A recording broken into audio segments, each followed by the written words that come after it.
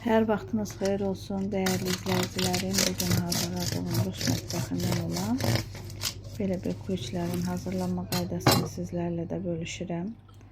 Sizə də bir ideya olsun deyə çox dediyim kimi çox yumşaq, ləzzətli, mükəmməl bir xəmirdən hazırlamışam. Siz də hazırlayın, nuş edin. Xəmiri hazırlamaq üçün xanımlar, götürdüyüm ərzaqlar əvvəlcə apara hazırlayıram. 1 xörək qaşığı şəkər tozu, 1 paçka maya əlavə etdim. 200 ml süd. Maya da 10 qram idi.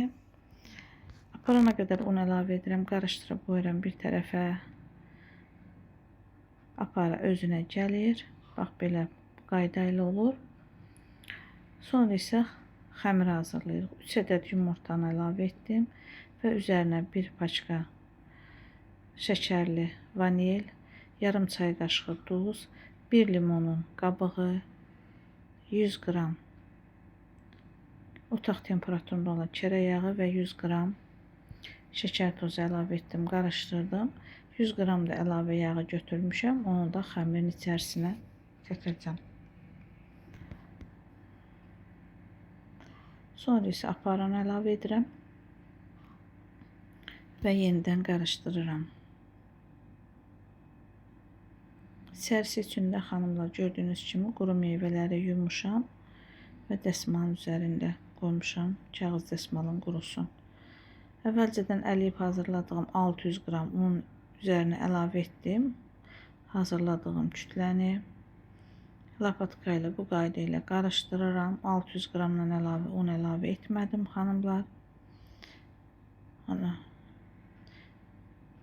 Qədərini dedim, bu qədərdə də hazırladım.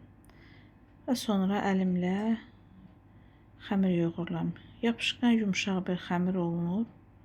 Qoyuram onu da bir yarım saat boyunca dinlənir.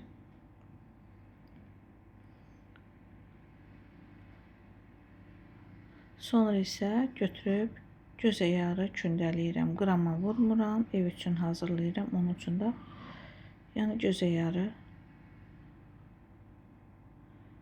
kündəliyirəm. Sonra kündələri yığıram xanımlar. Padnosun üzərinə birinci kündədən başlayıram yaymağa. Alt hissəsinə gördüyünüz kimi bir balaca un əlavə etdim. Xəmirimiz biraz yapışqan kimidir. Həmin o götürdüyüm 100 qram yağdan xəmirin içərisinə çəkirəm və quru meyvələr səpirim. Quru meyvələrdən mən burada çuqati götürmüşəm.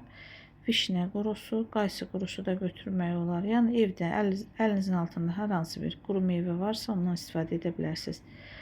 Yoxdursa kişmişlə də kifayətlənə bilərsiniz. Və bir də kişmiş əlavə edirəm. Belə bir kağız formalardan istifadə edirəm.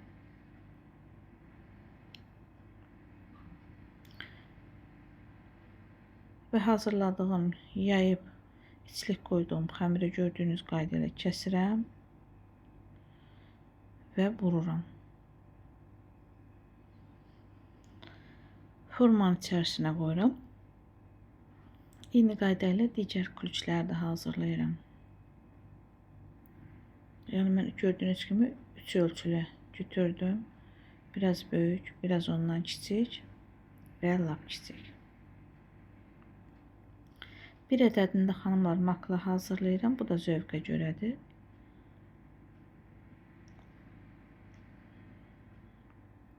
Makı da əvvəlcə südlə islatdım. Üzərinə biraz şəkər tozu əlavə edib qaynatdım. Tam süd çəkildi.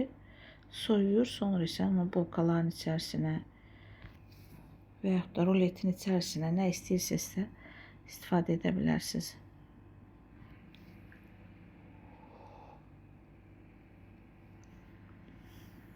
Budur, makla da hazırdır. Eyni qayda ilə yağ çəkdim və mak əlavə etdim.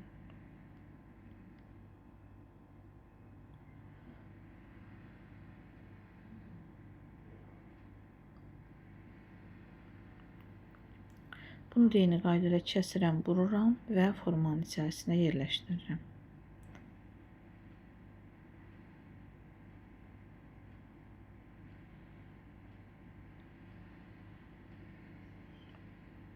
Bütün kulüşləri hazırlayıram xanımlar. Sonra üzərini dəsmalla örtürəm.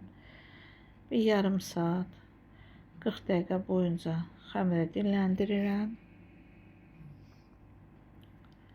Sonra gördüyünüz kimi tam şişib, sonra isə sobaya qoyuram. Sobanı da əvvəlcədən 220 dərəcə isitmişdim. Sonra 200 dərəcədə bir yarım saat boyunca bişirirəm.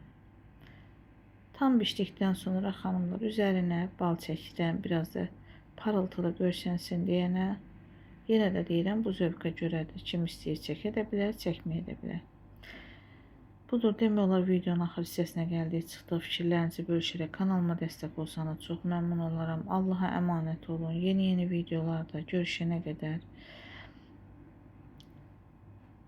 like düyməsini basmağı unutmayın. Hələlik.